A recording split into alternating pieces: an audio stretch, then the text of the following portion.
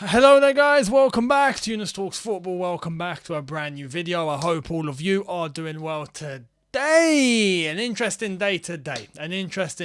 We have the saga that's officially closed. I'm going to bring this over to you very, very quickly. Here it is. Kunde has joined Barcelona officially.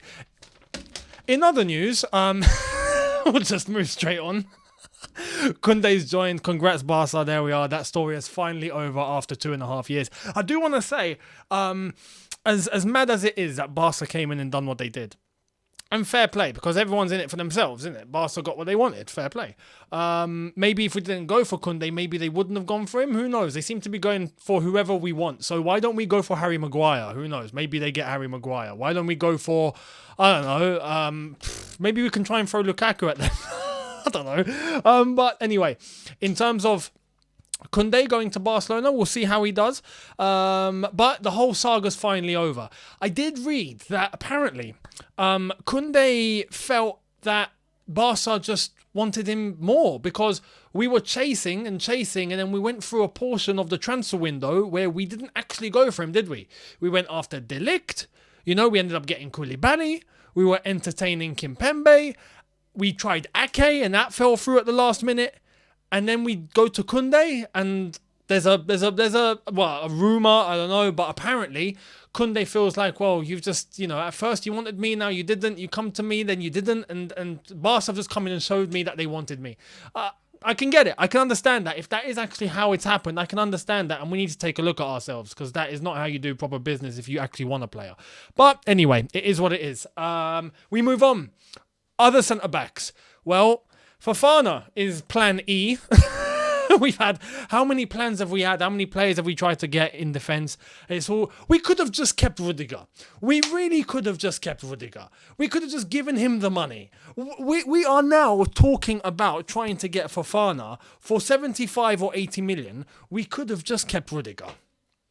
You want 250 a week? Yeah, no problem. Is 250 a week done? What are we doing? What are we doing, honestly? Let's get into the latest on Fofana. This is it. Fofana has indicated he would like a chance to discuss the move if CFC made a suitable bid. Leicester want £75 million plus add-ons.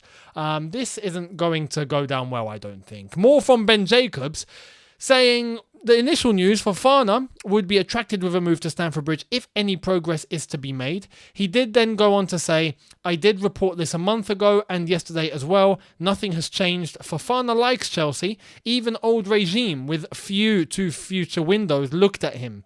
But he won't force an exit. Only a big offer is going to change Leicester's mind way down the list of players they want to sell. And I can completely understand that. They have him on the books until 2027. The rumour, in terms of a fee being spouted around is 75, 80 million. We're not going to do that. They're not going to accept less than that. They could honestly just look at us if we even tried to entertain 60 million and they'd be like, no, we're going to keep the player. We have him tied down to a 5-year contract. Well, we're not going to sell, and not for that. So Chelsea are now in a situation. In terms of centre-backs, we are in a situation now. You never know, but are we actually going to try and go for Skriniar, which would be the same sort of fee? Maybe more. Are we going to try and go for Gvardiol, talking about the same sort of fee? Are we going to go for Fofana and actually give them 75 or 80 million? 75 plus add-ons if we're even trying to go with what they want. They're not forced to sell in terms of Fofana. They might be forced to sell elsewhere. I don't think they're in a situation where they're looking at this and going, Fofana, we have to get rid of him. But if we put the money on the table, which is what I think Chelsea are forced to do now, we either put the money on the table or we're not getting him. And if we don't get him, then who else are we going to get? We're going to have to fork out the same sort of money for the other players I just mentioned. And if they don't leave, what central defender are we actually going for? As I've said, this could have been resolved if we just given Rudiger 250 a week. Oh man, the pain. We might honestly end up in a situation where we don't get another centre-back. which is crazy because I thought, that was priority.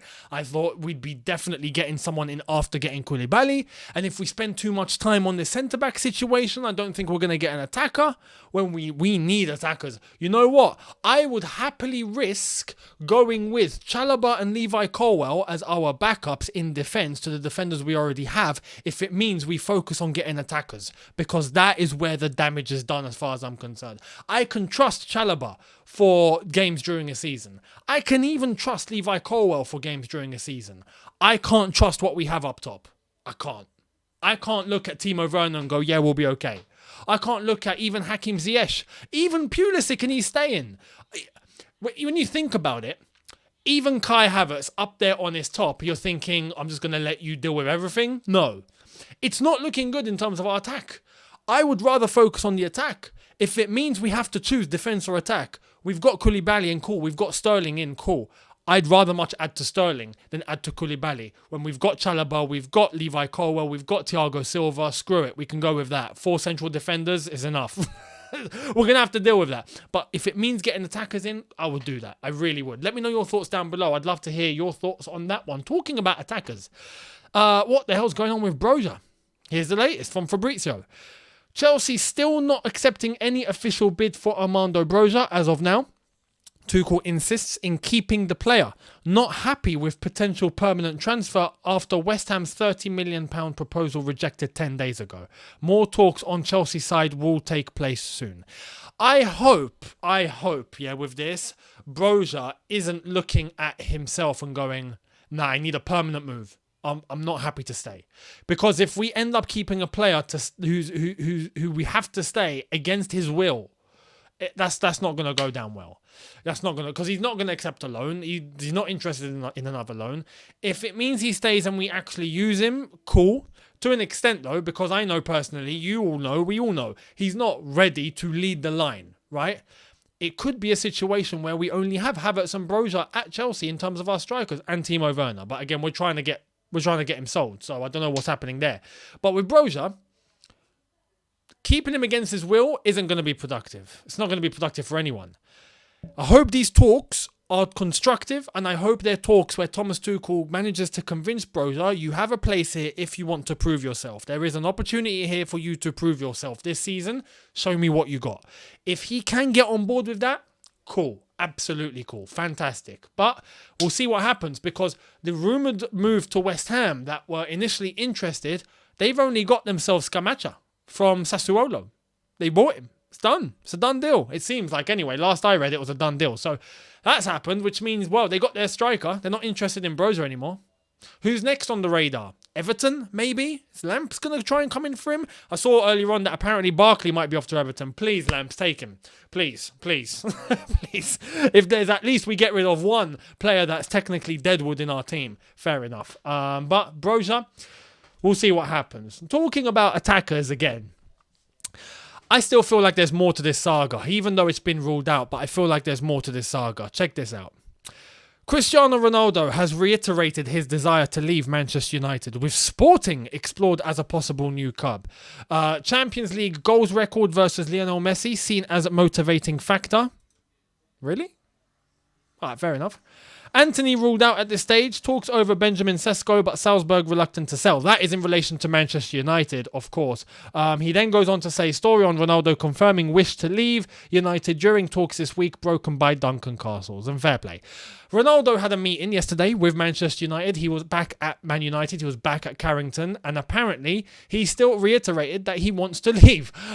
Which I find mind-boggling, because when you think of it in hindsight now, about Ronaldo, would I take Ronaldo at Chelsea? Personally, for a season, yes. Yes, without a doubt. In terms of the long-term vision of the club, no. But realistically, I would like to know that Chelsea are going to go for proper attackers that are going to try and envision the long-term future. But right now, I'm not hearing anything. I'm not even seeing a link, right? So would I take Ronaldo as the panic buy if it were to come to it? Yes, absolutely. But with Ronaldo himself as Cristiano, right, he's forcing a move away to try and play Champions League football. Bayern Munich have ruled themselves out. Chelsea have ruled themselves out. PSG have ruled themselves out. Atletico Madrid have only ruled themselves out because of salary. And it's going to cost an arm and a leg to be able to pay him, right? So they've kind of moved themselves out. And on top of that, the fans at Atletico came out and put a banner out saying no to Ronaldo. Because over there, you know, in mainland Europe, rivals are rivals. You know, you can't have like a Real Madrid player coming to Atletico. You can't have like a Barcelona player going to Real Madrid, even though that's happened before. But you know what I mean? It's frowned upon. Inter Milan, AC, like it's frowned upon. It's nah. They don't accept it. Fans don't accept it there. You know, it's not like here where at first we're like, you know, screaming with our pitchforks, and then a day later, all right, it's done now. But no, they don't let that go. So Atletico, the fans over there weren't happy about this link from Ronaldo to Atletico. So that's probably ruled out. Who's left? Apparently now Sporting Lisbon. But this is the thing. Ronaldo wants to be at a Champions League team to try and compete, to actually try and win it. Do you see Sporting Lisbon winning the Champions League? It's not happening. It's not happening. It's not happening with Atletico. I don't even think it's happening with PSG, right? Even Chelsea right now, not happening. Bayern Munich, even right now, that's probably your best bet. But even then, I don't think it's happening. So, why not just stay at Man United and try and play under Ten Hag, see what he's got to offer, try and get them into the Champions League, and then for one last season, see what you can do with Man United. Even though, yes, with Man United, even they aren't winning any Champions League as far as I'm concerned, but maybe with Ten Hag, maybe something special's cooking. Who knows? But yeah, you're getting paid a lot of money, you're settled, you've got your place in the team, Ten Hag wants to play you. All these teams are not going to take you, it seems. Why reiterate and go, yeah, I still want to go? Where are you going to? You know, I don't know. It's a bit weird. It's a weird situation. I mean, there's even a rumor, apparently, that he wants to terminate his contract. Like, he's happy to just tear up everything and just join a club for free. It's weird. The whole thing is weird. So I understand the ambition. I understand he wants to compete for the Champions League one more time. And maybe his best bet of that is probably Bayern Munich or Chelsea, if we're being real. But the way that we're looking right now, we'll see what happens tomorrow against Udinese first, right? Before any judgment. But it's a weird situation. Let me know your thoughts on Cristiano Ronaldo. What do you think he's trying to do, trying to achieve? And how do you see this ending? Because right now I'm already seeing tons of Man United fans starting to turn on him. I never thought I'd see the day where it would turn sour between Cristiano Ronaldo and Manchester United. That's like it turning sour between Frank Lampard and Chelsea. It can't happen. You know, and even him flopping as a manager, and even then it can't happen. We still love him. You know, John Terry and Chelsea. It can't turn sour ever, but it's turning sour between Man United and Ronaldo, and it looks like he's done this himself. Like, crazy. Ronaldo's turned heel. For all the wrestling people in the chat, you know what I'm on about. Let me know your thoughts. I'd love to hear all of your thoughts and theories and comments down below. Much appreciated. Hit the subscribe button if you are new. Hit the notification bell to be notified once I've uploaded. Smash like button if you've enjoyed this. There is no Reddit video this week, and I did see some of the comments. That is going to be coming on Monday. I'm going to do a 2-week special.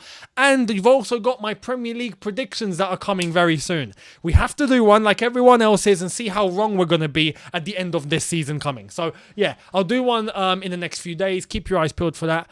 And thank you very much. I'll see all of you really soon. Have a good one, people. See you soon. Take care. And peace.